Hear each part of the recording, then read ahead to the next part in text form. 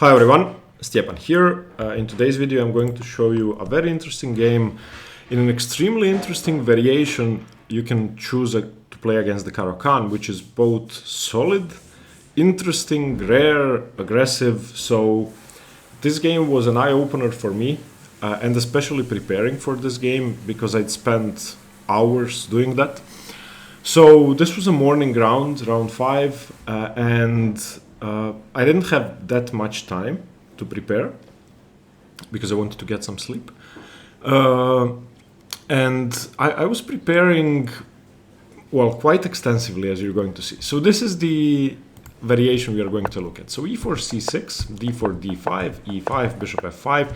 And now instead of the usual Tal or short or Vanderbiel, my opponent played g4. Now, I was basically certain he was going to play g4 because he had 3 games in the database in the position after bishop f5, and he played g4 in all of them. So there was a pretty high chance he was going to play it again. In any case, I had to prepare for it. So obviously I faced this before. And before I used to play bishop e4, they would play f3, I would play bishop g6, and they would go e6. And I would get uncomfortable positions in which I didn't like my position. Basically, my bishop ends up on f7, you have to go queen d6 here, bishop f7, and so on. In comparison to the Tal variation with h6, this pawn is still on h2. So there are no checks along this diagonal or along this one. Or they're hard along this one. So this variation doesn't really appeal to me. So for this game I prepared bishop d7. Now what you're going to see, the next 5 moves or 4 moves are my preparation in the best possible line against the Bayonet Attack. So if you want to prepare something very good against this, which by the way only equalizes, this is the line. So if black plays the best engine line, black is equal. Therefore g4 is a great choice. And well, okay, I don't want to give too much away, but I'm gonna play g4 in the future, hopefully soon. Okay, so my opponent played knight c3, which is the best move. I'm not going to bore you with all the sub-variations, there are many. So if you want to prepare bishop d7 here, you need to work on it. I invested 3 or 4 hours before this game, and then at least 10 after the game, going through all the variations because I wanted to be ready with both colors. Okay, e6. And you're basically accepting a French defense in exchange for this weakness. So this very much resembles an advanced French with the knight on c3. And if you can imagine this pawn still being on g2, this pawn still being on c7, it's a normal French defense where black plays c5 in one move. Unfortunately for white, this pawn is already on g4, and that pawn is a target. So after my opponent's next move, bishop e3, which is the best move, I played h5, a move that has never been played before. And it's the best engine choice. And this, I hoped he was going to respond to badly. Obviously, you have to either take or push. If you allow me to take, then I have queen h4. And an open rook in a very good position. If they go forward, then this position is very, very simple for black to play with g6, knight e7, knight f5, and black is dominating. Castle's kingside would be perfectly safe there. So an h5 taking is the natural move. Now what's the point of h5? Well, since it's an engine line, once you see something interesting in your preparation, and this may be high-level stuff for those of you who don't play tournament chess, but once you see an engine idea, before you decide to play it, you really have to understand it, otherwise you're just giving up a pawn for nothing. The idea is, since my rook is now open, I'll be able to put double pressure on e5 in the future. And since I'm going to play c5, which I have to play anyway, in conjunction with my knight on c6, this rook on h8 actually becomes a powerful attacking piece very early on. So here I played c5. And again, if you don't take it, you're unable to play c3, so I'm going to break your center anyway. I'm going to take and then play knight c6 with tempo, and then take on h5 if I can. You basically have to take on c5. So dc5 and now knight c6. Black has given up 2 pawns, but 2 pawns are hanging, and black's position is perfectly solid, while white for some reason is missing a g pawn, has doubled h pawns. It's not really clear at all where white is going to castle, so castling queenside is definitely what visually should be played, but it's hard to do. Okay, here my opponent played knight f3, which is correct. This is the best move, and my preparation was as follows. Rook takes, which I did play, and now my opponent made a huge mistake. He made a huge mistake which almost loses the game on the spot. So my preparation paid off in this game immediately. I was basically winning on move 10. So what has to be done here, and this is the rest of my preparation, I'm going to show you my prep until move 14, was h4.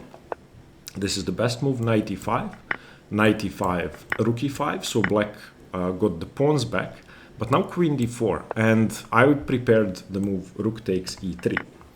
F takes e3 and queen c7, and basically I'm going to get a pawn for the exchange, and once they castle I take queen c5. To me, the engine says white is plus 0.3, so both sides have played basically perfectly. White has a minute advantage, but I have the bishop pair, I have 2 solid pawn islands, I have 2 weaknesses to target. I have the c-file to work with, my knight is coming either to h5 or to e4, so I liked my chances in this position. But at some point, if you've been preparing very deep, your opponent is going to deviate, so he played a move which really isn't good. He played bishop d4.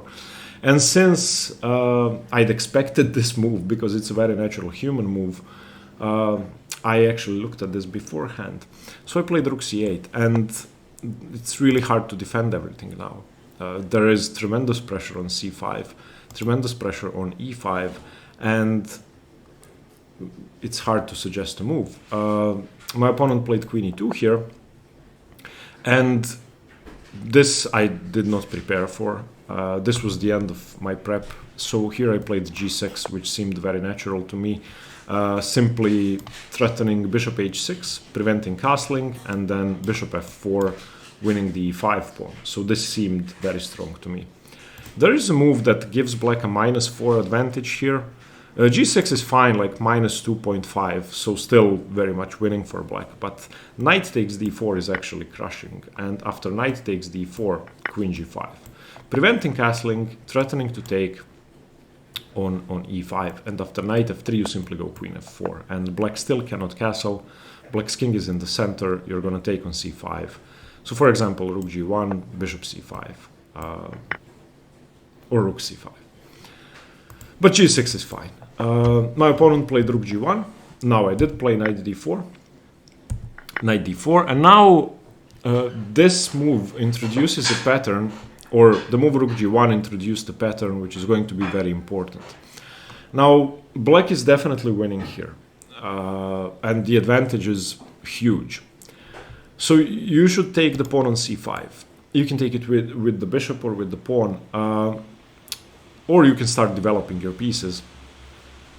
I was afraid of bishop takes for no reason, for the pattern I'm about to show you. The pattern is queen h5, and pawn takes, and rook takes, and in this position I still have bishop f8, so that's fine. So I don't have to give up my queen. But I still didn't find this very comfortable. So I decided to take with the rook, even though my rook is kind of misplaced, because I just didn't want to run into queen takes h5. Also, taking on h2 was a possibility. But yeah, I wanted to get rid of the c5 pawn, because if b4 comes, then I'm never taking the c5 pawn. So rook takes c5, knight b3. Rook c8, castles queenside, knight e7. Knight e7 was a good move, because at least on queen h5 in this tactical sequence, rook g8 doesn't take the knight. h3 saving the h-pawn, but now bishop h6 check, king b1 and bishop f4, and there is no way to save the e5 pawn. This idea wasn't the best idea according to the engine. There were stronger moves, but I just wanted to pick up the pawn.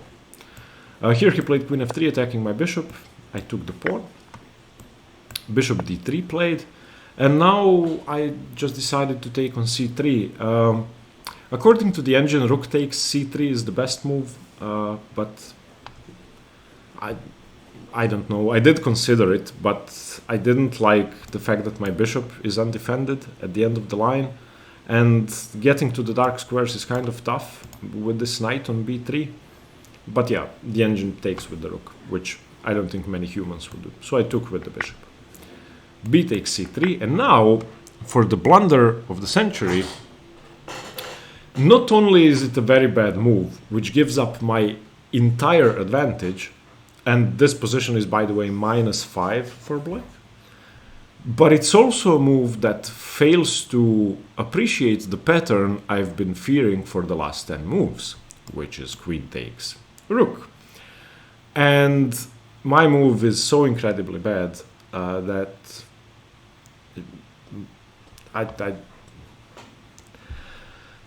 I wanted to throw up after I played it. So the most natural move and the best move is, of course, rook takes pawn. And if something like queen f6, I don't know, I just go back.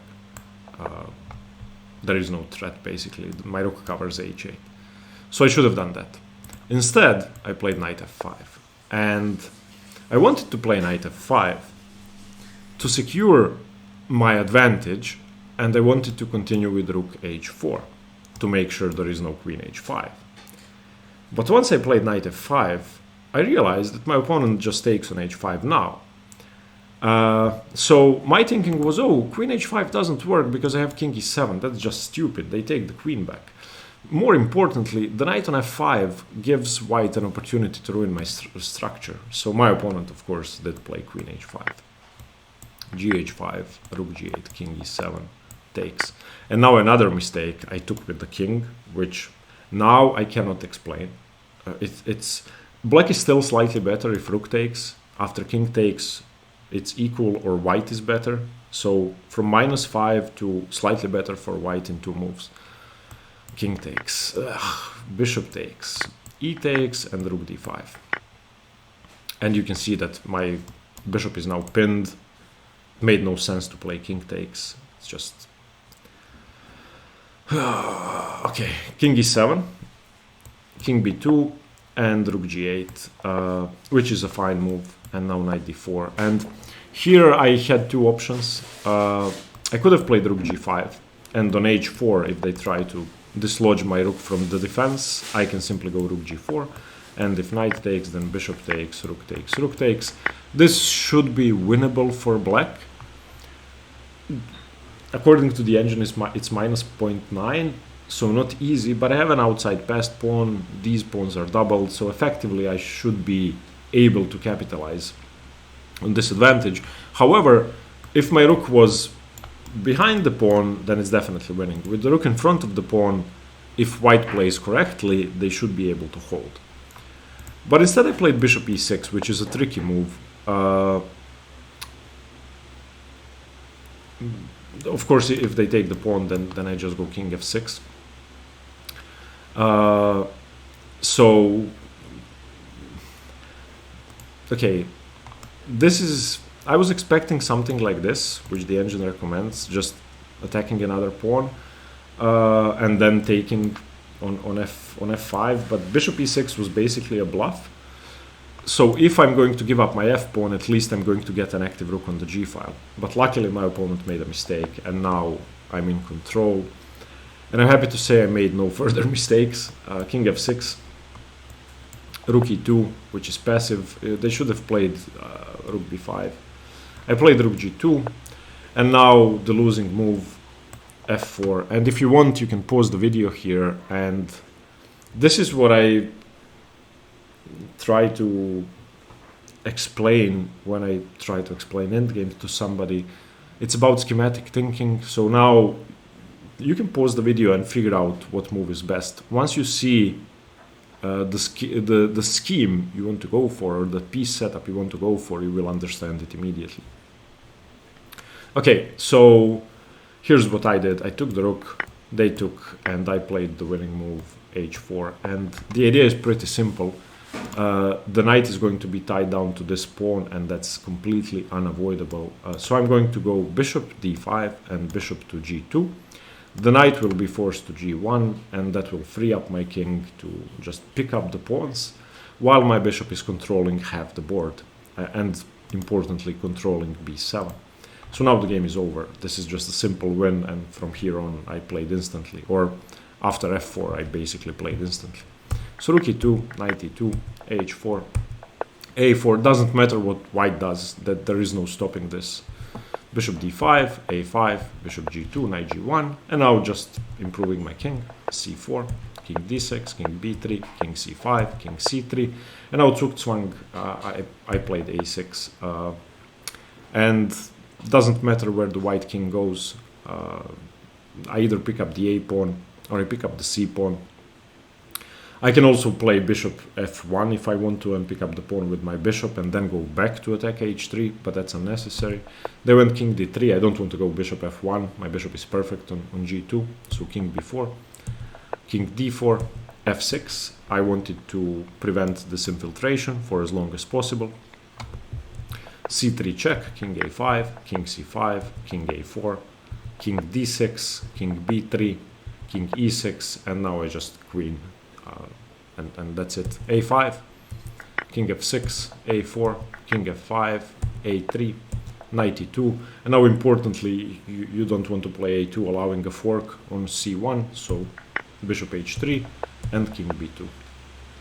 My opponent played king takes h4.